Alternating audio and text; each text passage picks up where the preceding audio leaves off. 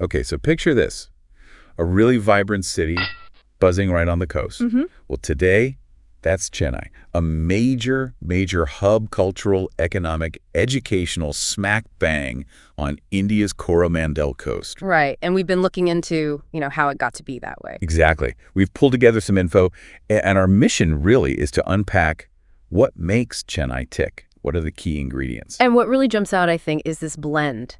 It's deeply historical, but also incredibly modern, dynamic. Yeah, that's a great way to put it. So for you listening, it's like a real-world example of how a city's past isn't just history, it actually fuels what's happening now. Precisely. Okay, so let's dive into that past then, because even with all the modern buzz, its formal start goes way back, 17th century, right? That's the key point, yeah. 1640, that's when the British East India Company set up shop, established a trading post. Okay. And building Fort St. George, well, that was really the catalyst, the seed for the city as we know it. Fort St. George. The nucleus. Yeah. But it wasn't like it was empty land before they arrived, surely. Oh, absolutely not. No. The whole area was significant under older South Indian dynasties. You had the Pallavas, the Cholas, the Vijayanagara Empire. Right. Their influence was already there, kind of laying the groundwork, even if the British structure was new. Got it. So fast forward a bit, Chennai gets called the cultural capital of South India. That's a pretty big title. What's behind that? It really lives up to it. It's got this incredibly strong tradition in classical arts, Carnatic music, Bharatanatyam dance. They're huge there. And you see it culminate in things like the Margazi Festival every year. It's massive. Wow. And it's not just local recognition. UNESCO actually added Chennai to its Creative Cities Network back in 2017, specifically for music. Okay, that's impressive. Yeah. So this deep cultural heritage exists alongside, well, a serious economic engine.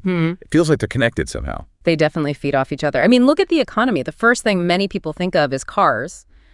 The whole Detroit of India nickname. Right. There's a huge manufacturing base, tons of suppliers, skilled workers. It's a major automotive center. And it's not just cars, is it? I hear tech is booming too.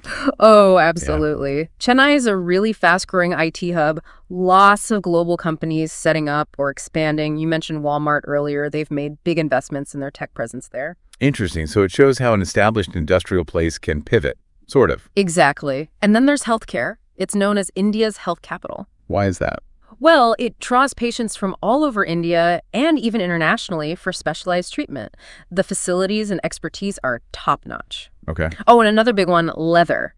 Chennai accounts for over half of India's entire leather exports. Over half. Wow. Okay, so culture, cars, tech, health, leather. A lot going on. What about landmarks? What spots really tell Chennai's story? Well, you have to mention Marina Beach. It's one of the longest urban beaches anywhere in the world, a really iconic spot. Then there's Fort St. George, that original British fort we talked about.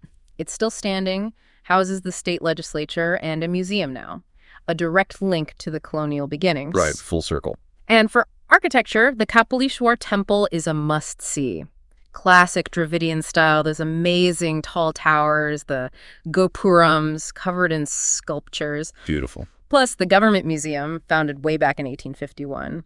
Lots of archaeological stuff, coins, real historical artifacts. Didn't you mention some oldest records? Yeah. Things that are surprisingly old. Yeah, this is pretty cool. The Greater Chennai Corporation, the city's governing body, was set up in 1688. 1688. Yep, that makes it the oldest municipal corporation in India. And get this, the second oldest in the world, after London. No way, that's incredible. Isn't it?